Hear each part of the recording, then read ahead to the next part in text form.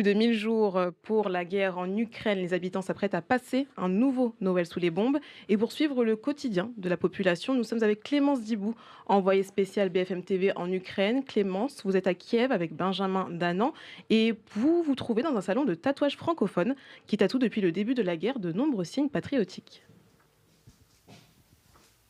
Oui, c'est Yana qui s'y colle en fait. Là, on la retrouve juste à la fin de sa pause déjeuner. Il y a des clients qui vont arriver tout à l'heure pour se faire des tatouages.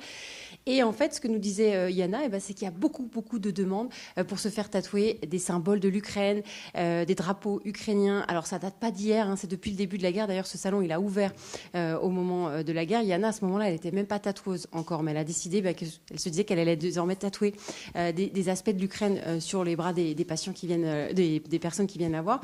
Et en fait, cette mode de se tatouer des signes ukrainiens, eh bien c'est de plus en plus prégnant. Yana, donc vous parlez français.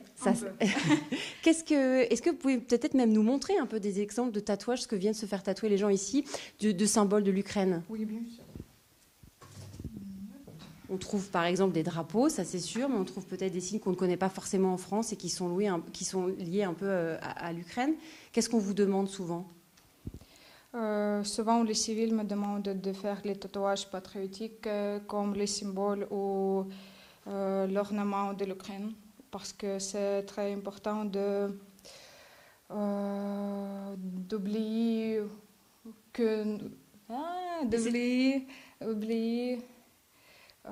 qui nous sommes, quel est notre pays. Alors ça, par exemple, on va peut-être montrer à la caméra de Benjamin Danan. Qu'est-ce que c'est?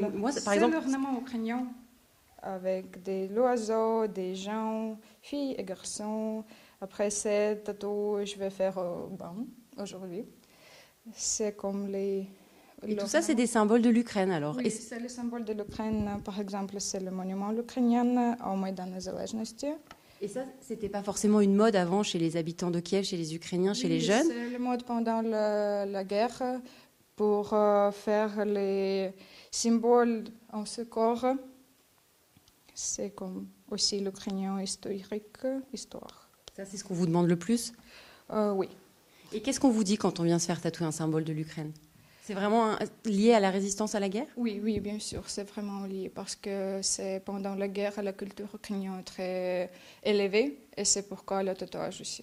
Bon, en tout cas, si vous n'aviez pas compris vraiment le message de Yana, il y a que ça se retourner. C'est elle qui a inscrit. Je ne vous lirai pas ce qui est marqué sur la banderole, mais c'est elle qui l'a inscrit. Ça vous donne un peu l'image de la jeunesse de Kiev. Et puis, en plus, Yana, elle vient de révéler un scoop tout à l'heure. Je ne sais pas si vous l'avez entendu. Elle a dit qu'en fait, Benjamin Danan, qui tient la caméra, il va se faire tatouer tout à l'heure un signe aussi tout à l'heure. On a hâte de voir ça si on peut avoir les images sur BFM2. Mais sinon, Clémence, ces tatouages, ces dessins ne s'appliquent pas seulement sur la peau.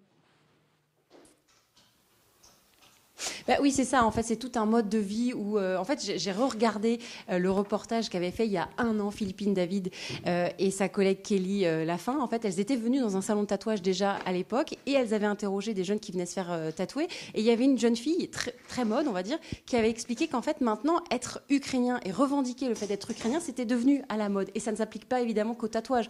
Il y a par exemple les livres. On vous en a parlé hier dans une librairie où en fait, il y a plein d'auteurs ukrainiens qui sont redécouverts. Et puis, il y a aussi les vêtements de marque ukrainienne. Quand on fait les boutiques à Kiev, on se rend compte que c'est très très important pour les Ukrainiens, pour les acheteurs, que ce soit du made in Ukraine, du fait en Ukraine. Et il y a plein de marques, plein de designers qui se revendiquent désormais ukrainiens. Et c'est un peu ça en ce moment la mode chez les Ukrainiens. Bien sûr, ça paraît futile, on parle quand même d'un pays en guerre, évidemment. Mais c'est aussi ça, la guerre au quotidien, c'est aussi vouloir revendiquer le côté ukrainien et donc se détacher de la Russie. Et ça dit beaucoup de la géopolitique et de la situation ici.